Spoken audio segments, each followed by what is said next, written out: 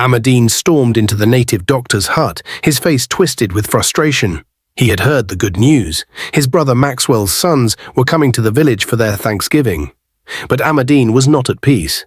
He wanted them all dead, especially Divine, who had shamed him in front of everyone. The pain of rejection burned in his heart, and he believed the only way to ease it was to get rid of his brother's family once and for all. "Baba," Amadine said in a low, angry voice, "they are coming this Sunday for Thanksgiving. I want them all dead. I want them to suffer. Do what you can and make sure they don't leave this village alive." The native doctor looked at Amadine, his eyes calm but full of wisdom. He shook his head slowly. "Amadine, you are in a hurry, but you must understand the spirits do not work in haste. The road you are asking me to take is a dangerous one, and I cannot act without understanding the full consequences." Amadine was desperate. "But you promised me power. I gave you what you wanted, and now you must do this for me." The native doctor sighed deeply and stood up from his seat. He walked to a small altar in the corner of the room, where dried herbs and animal bones were arranged. He picked up a small charm, holding it in his hands as he whispered a prayer. The room was heavy with the scent of incense as he turned back to Amadine. "I have done much for you, but I cannot act too quickly. You must wait. When your brother and his family come to the village for Thanksgiving, the right time will come. Only then will the spirits allow me to work. But remember, Amadine, the consequences of meddling with life and death are not always as we expect. You cannot undo what is done." Amadine clenched his fists, frustration boiling inside him. "I don't care about consequences. I want them gone. I will not let them humiliate me any longer. I have waited long enough. When they come, they will regret ever setting foot in this village." The native doctor's eyes narrowed, but he remained calm. "Patience, my son. Your time will come, but you must trust that the spirits know the right moment. Until then, let it be. The winds of fate are always changing, and you may find that what you desire is not always what you need." Amadine left the native doctor's hut, his mind racing. He couldn't wait for the Thanksgiving celebration. He was determined to make sure Maxwell's family would never return. But the native doctor's words echoed in his mind. Patience. Deep down, Amadine wasn't sure if he was ready to face the consequences of his actions. Yet his anger clouded his judgment, and he walked away with a dark determination in his heart. The village seemed peaceful, but for Amadine it was only the calm before the storm. He knew that when Sunday came, everything would change. He would make sure of it. Divine and Jerry arrived safely in the village, their hearts full of gratitude. As their car pulled into the compound, their parents rushed out to meet them. Maxwell embraced his sons tightly, tears of joy streaming down his face. "Thank you, Lord. My sons are home safe," Maxwell said, his voice shaking. Their mother, overwhelmed with joy, danced and clapped her hands. "Oh, my God has put our enemies to shame. You boys don't know how much I prayed for this day." Divine smiled as he hugged his parents. "We are here, Mama. God answered your prayers."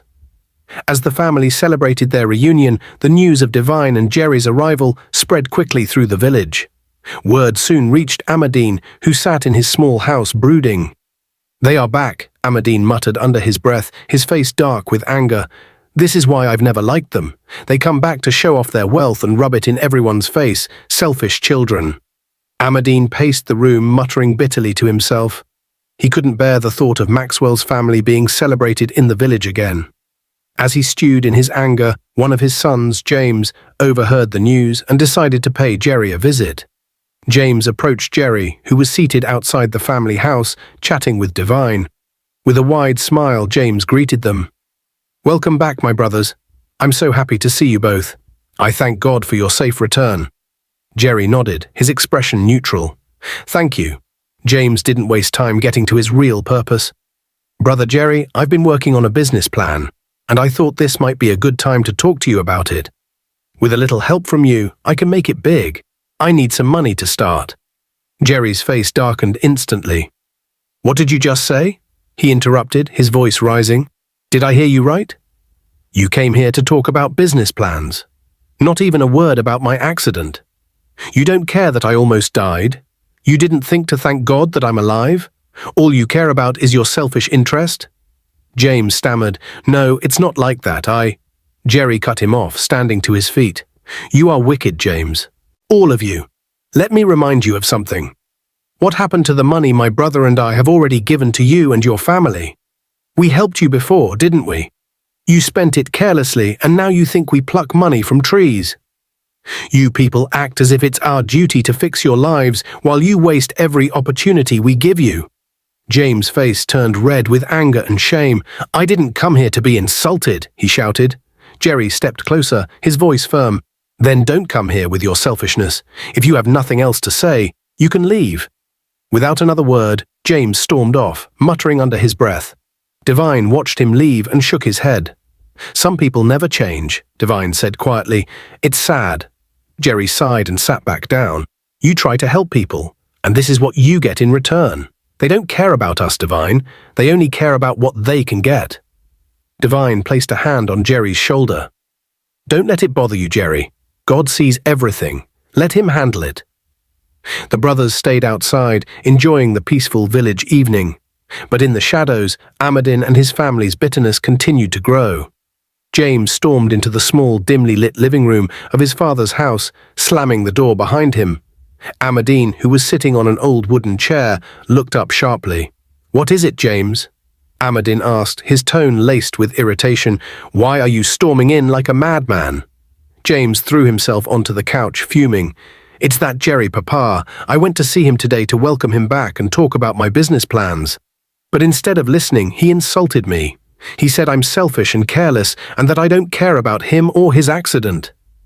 Ahmadin's face darkened as he leaned forward. "What? He said that to you?" "Yes, Papa," James said, his voice rising. "He acted like he's better than us, like we're beggars. He even said we wasted the money they gave us before. Can you imagine?" Ahmadin slammed his hand on the table, making the empty cup on it rattle. "You see, this is why I don't like those boys. Maxwell's sons have always been full of themselves. Just because they have money, they think they can talk to us anyhow. They've forgotten how we're related," James added bitterly. "It's like they've disowned us."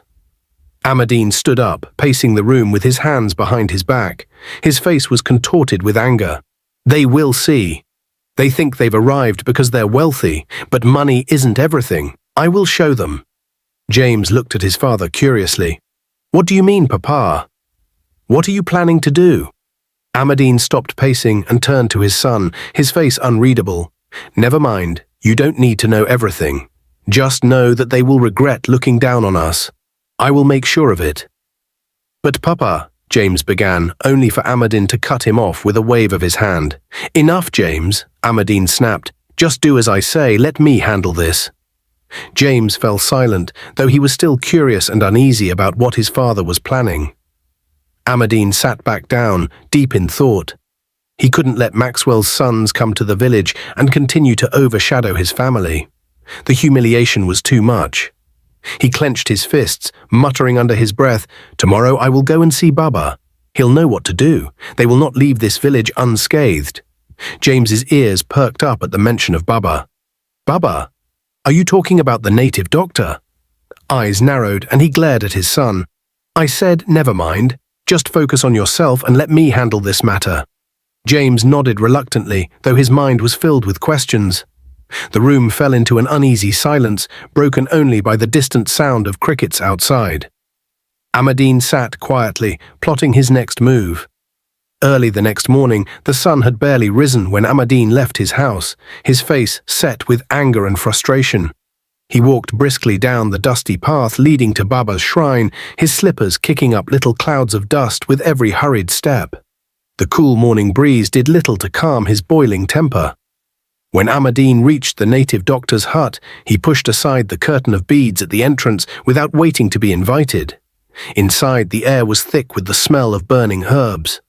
Baba sat cross-legged on a mat, his eyes closed as if in meditation. "Baba, we need to talk," Ahmadin said, his voice sharp and impatient. Baba opened his eyes slowly, fixing Ahmadin with a cold, steady gaze. "Ahmadin, why are you here so early? Have I not told you to be patient?" "Patient?" Ahmadin spat, pacing the small room. "Baba, those boys are in the village now, parading themselves like kings. They think they are untouchable. I can't stand it any longer." Baba raised a hand to silence him. "I have already told you to wait until after the Thanksgiving. That is when the time will be ripe to act. Acting now will only bring trouble to you." Ahmadine's face twisted with anger. "You keep saying after the Thanksgiving. After the Thanksgiving. Are you even capable of doing anything, Baba? Or are you just powerless?" The room grew tense. Baba's expression darkened and his eyes flashed with warning. "Watch your tongue, Ahmadine," he said, his voice low but filled with menace. "Do you know who you are speaking to?" Realizing his mistake, Ahmadine quickly bowed his head. "I'm sorry, Baba. Forgive me. I didn't mean to question your powers. I'm just so frustrated." Baba leaned back, his gaze still sharp. "Good. Let this be the last time you disrespect me. Now listen carefully. The spirits have their timing, and if you act outside of that, you will bear the consequences alone. Do you understand?" Ahmadine nodded, swallowing his anger. "Yes, Baba, I understand." "Good," Baba said, picking up a small calabash filled with strange powders and shaking it lightly. "Return home and wait. I will let you know when the time is right, and remember, the spirits are always watching." Ahmadine left the hut, his frustration still bubbling beneath the surface. As he walked back home, he muttered to himself, "Wait. Wait. That's all he says. But I'll wait. Let's see what happens after this Thanksgiving." The morning sun was higher in the sky now, and the village was starting to come alive with the sound of roosters crowing and children laughing in the distance. But for Ahmadine, the day felt heavy. The anger in his heart refused to settle, and he knew that he would not rest until Maxwell and his sons were brought down. Sunday arrived, and the village was buzzing with excitement. Maxwell and his family were headed to church for the much-anticipated Thanksgiving. The church was packed with villagers eager to see the family that had overcome a near-tragic accident. Women in colorful wrappers and gel, men in their best traditional attire, and children wearing their Sunday clothes all gathered, whispering among themselves. When Maxwell, Jerry, and the rest of the family entered, the congregation erupted into applause. The choir sang joyfully as the family walked to the front, where they knelt in gratitude. Divine and Jerry joined their parents, bowing their heads as the pastor led a heartfelt prayer of thanksgiving. "We are here today," Maxwell said, standing before the congregation, "because of the grace of God. My children survived what could have been their end, but God proved himself mighty. We are not here to boast, but to give all glory to him." The church echoed with shouts of "Amen" and "Hallelujah." Villagers who had spread rumors of the family's demise sat silently, avoiding eye contact. Others, touched by the testimony, raised their hands in praise. After the service, the family hosted a small feast outside their home. Villagers came to eat, drink, and celebrate with them. But not everyone shared in the joy. Ahmadine, watching from a distance, seethed with anger. "This is exactly what I feared," he muttered. "They've come back to show off their wealth and make fools of us all." The next morning, Ahmadine was back at Baba's shrine, storming into the hut without waiting for an invitation. Baba was seated as usual, his expression calm but firm. "You again?" Baba said, narrowing his eyes. "What do you want this time?" "They have had their Thanksgiving," Ahmadine snapped. "Now it's time to act. I want them gone, Baba, all of them. Do whatever it takes, but I want to see them finished." Baba stared at him for a long moment before speaking. "Ahmadine, I told you to wait, and now you've come again. But this time I have news for you. I cannot help you." Ahmadine's eyes widened in disbelief. "What do you mean you can't help me?" "The force standing for Divine and his family is too strong," Baba said, his voice calm but firm. "It is beyond my power. If I try to fight it, it will destroy me." Ahmadine's face turned red with fury. "So you're just going to sit here and do nothing? You're useless. Foolish old man, claiming to have powers when you can't even handle a simple family." Baba's expression darkened. He leaned forward, his voice low and dangerous. "Watch your tongue, Ahmadine. Do you think you can insult me and walk out alive? Be careful, or you will be gone in minutes." Ahmadine scoffed, refusing to back down. "Gone? You can't do anything, you powerless old fool. You're nothing but a fraud." Baba's eyes glowed with an eerie light as he raised his hand, but then he stopped, a smirk of disdain crossing his face. "Leave now, Ahmadin, before I change my mind. Go and face the consequences of your foolishness." Ahmadin stormed out of the hut, still muttering insults under his breath. "Old man thinks he can scare me. I'll find another way to deal with Maxwell and his sons. Just wait and see." As he walked back home, the air around him felt heavier, but Ahmadin's anger blinded him to the ominous signs. The birds stopped chirping, the wind grew still, and even the path seemed darker than before. But Ahmadin pressed on, determined to find a way to destroy the family he despised so much. Ahmadin had made up his mind. He wasn't going to back down. The humiliation he felt at Baba's shrine and the growing resentment toward Maxwell's family consumed him. He spent the entire night plotting his next move. If the native doctor couldn't help, then he would take matters into his own hands. He knew Divine was the key to Maxwell's family strength. People in the village always spoke about how Divine's faith in God seemed unshakable, and Ahmadin believed that eliminating him would weaken the entire family. The next morning, Ahmadin began his plan. He had noticed that Divine often went to a lonely bush path at the edge of the village. It was a quiet spot where Divine would sit under a large tree, reflecting and praying. Ahmadin decided that would be the perfect place to confront him. Ahmadin waited until Divine was alone. He tracked him quietly, hiding behind trees and bushes to avoid being seen. Finally, he saw Divine sitting under the large tree, his eyes closed in deep prayers. "There he is," Ahmadin muttered to himself, tightening his grip on the gun. "The strong one. Once he's gone, the rest will crumble." He crept closer, his heart pounding in anticipation. Divine remained still, his face calm and serene, as if lost in deep thought or prayer. Ahmadin raised the gun, aimed directly at Divine's chest, and fired. The gun made no sound, and he expected the bullet to pierce through its target. But to his shock, the bullet stopped mid-air, falling harmlessly to the ground. "What?" Ahmadin whispered, his voice trembling. He fired again and again, each time the bullet dropped to the ground as if hitting an invisible barrier. Divine sat still, his eyes closed, completely unaware of what was happening. Ahmadin's hands began to shake. He aimed for Divine's head and fired once more, but the same thing happened. The bullet dropped without leaving a scratch. "No. This can't be," Ahmadin stammered, stepping back in disbelief. He wiped the sweat from his forehead, his mind racing. What kind of power is this? He fired 2 more shots in quick succession, desperation taking over. But nothing changed. The bullets refused to harm Divine. Ahmadin's frustration turned into fear. He stared at Divine, who knelt peacefully under the tree, as if shielded by an invisible force. Ahmadin's legs felt weak. He looked around, hoping no one had seen him. The realization that his plan had failed hit him like a ton of bricks. His anger turned into panic. He stumbled backward, muttering to himself, "What kind of power is this? What is protecting him?" Ahmadin turned and ran, his mind clouded with fear and confusion. By the time he reached his house, his hands were trembling. He slammed the door shut and collapsed into a chair, breathing heavily. "This Divine," he muttered to himself, "he's not ordinary. But I can't stop now. I'll find a way. I have to finish him first before dealing with the others." Despite his fear, Ahmadin's hatred burned brighter. He refused to accept defeat. He clenched his fists, determined to find another way to destroy the family he had grown to despise. Divine slowly opened his eyes, feeling a deep sense of peace after his time in prayer. But as he stretched and prepared to leave, something caught his attention. Right in front of him, scattered on the ground, were bullets. His heart skipped a beat. "Bullets," he whispered, bending down to pick one up.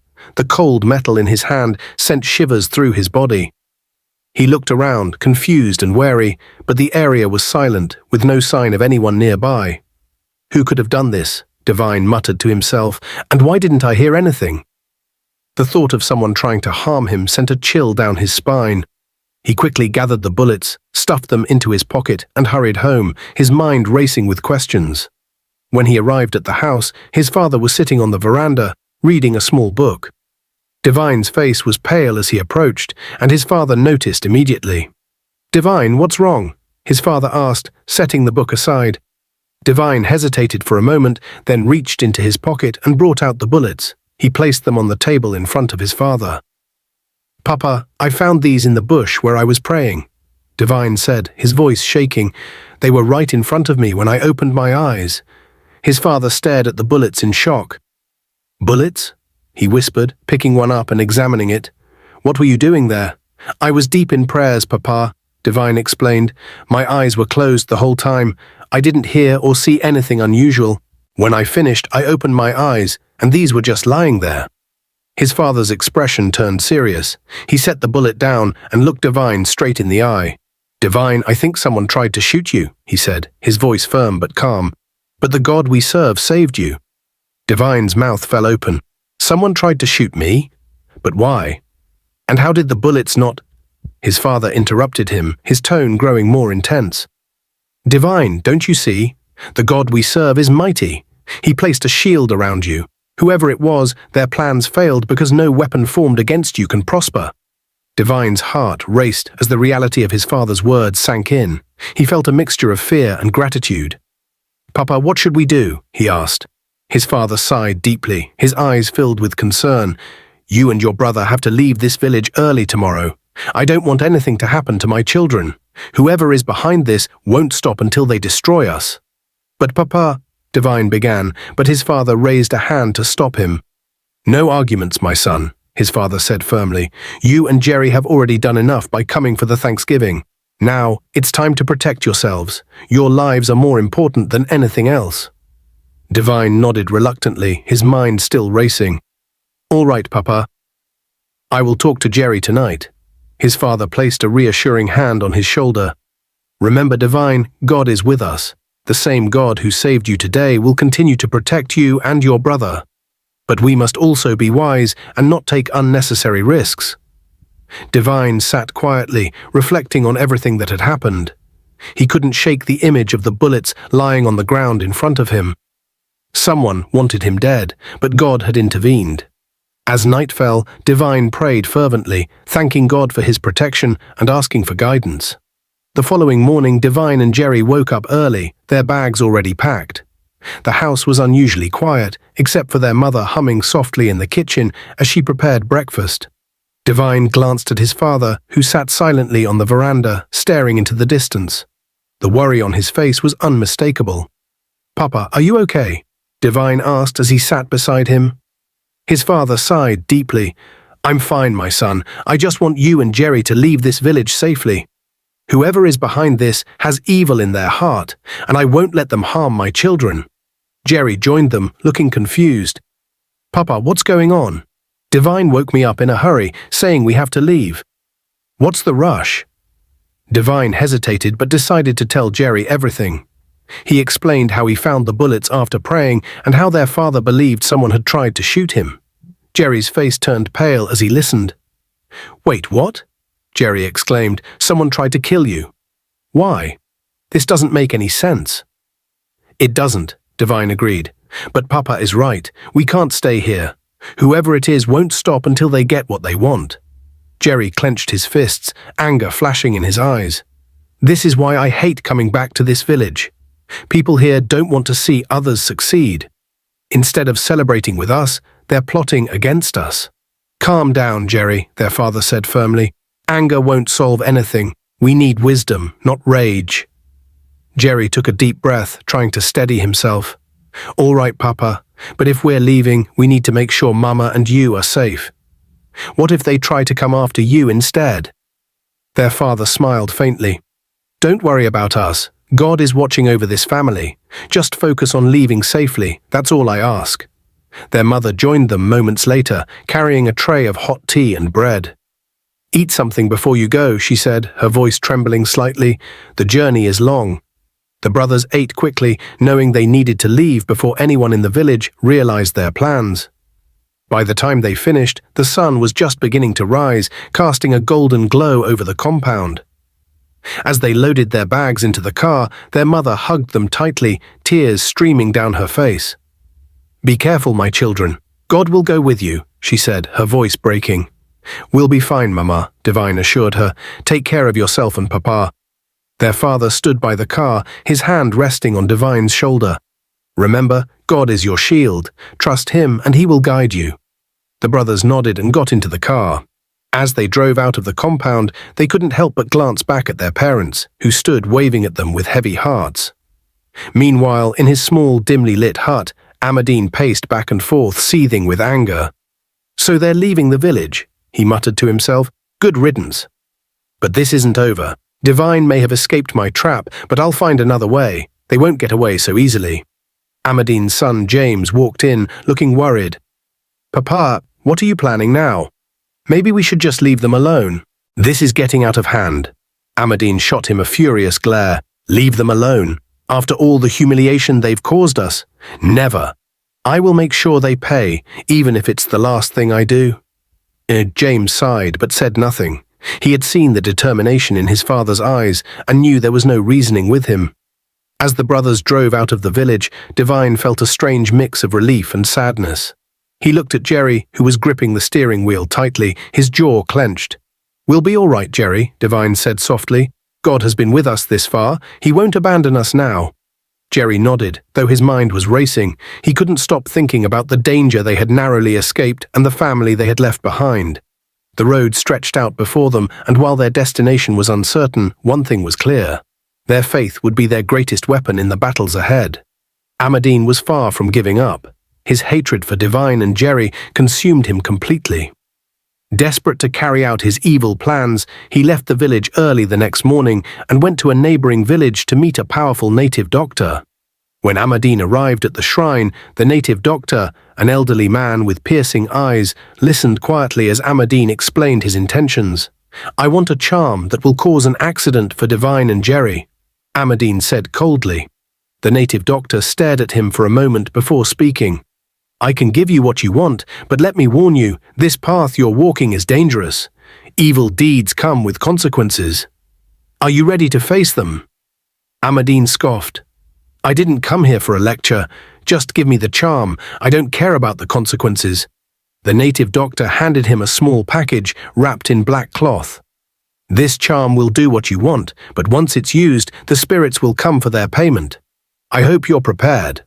Ahmadine snatched the charm and left without another word. As he walked back to his village, the sky began to darken. Thunder rumbled in the distance, and a strong wind picked up, sending leaves and dust swirling around him. The rain started suddenly, heavy and unrelenting. Ahmadine quickened his pace, clutching the charm tightly. The wind grew stronger, howling like a wild animal, and the rain pounded down with such force that he could barely see the road ahead. Suddenly, there was a loud cracking sound. Ahmadine looked up, just in time to see a massive tree crashing down. He screamed, but it was too late. The tree fell directly on him, crushing him instantly. News of Ahmadine's death spread quickly through the village. People whispered among themselves, some shocked but many relieved. "That man was pure evil," one villager said. "He brought nothing but trouble to this village." "God has finally exposed him," another added. "Divine and Jerry are lucky to have escaped his wickedness." When Divine's father heard the news, he immediately called Divine, who was still on the road with Jerry. "Divine, I have something to tell you," his father said, his voice trembling with a mix of emotions. "What is it, Papa?" Divine asked, concerned. "Ahmadine is dead," his father said. "A tree fell on him as he was returning from a neighboring village. They say he was plotting something evil again." Divine and Jerry were stunned. For a moment they didn't say anything, letting the weight of the news sink in. Finally, Jerry spoke. "God truly fights for his own. We didn't have to lift a finger." Divine nodded. "Papa, we thank God. His protection is all we need." As they continued their journey, they prayed together, thanking God for his intervention and for exposing the evil that had been working against them. Back in the village, the atmosphere was tense but reflective. Many villagers used the incident as a moment to reflect on the consequences of envy and wickedness. Moral lesson: envy and wickedness lead to destruction. Ahmadine's hatred for Divine and Jerry blinded him, and he paid the ultimate price for his actions. This story teaches us to guard our hearts against jealousy and to remember that evil plans often backfire. Instead of plotting against others, we should focus on our own paths and trust that God will provide for us in his time. In the end, good always triumphs over evil, and the truth will always come to light.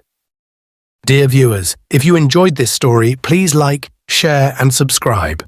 Don't forget to turn on notifications for more inspiring tales. Stay blessed, and thank you for your support.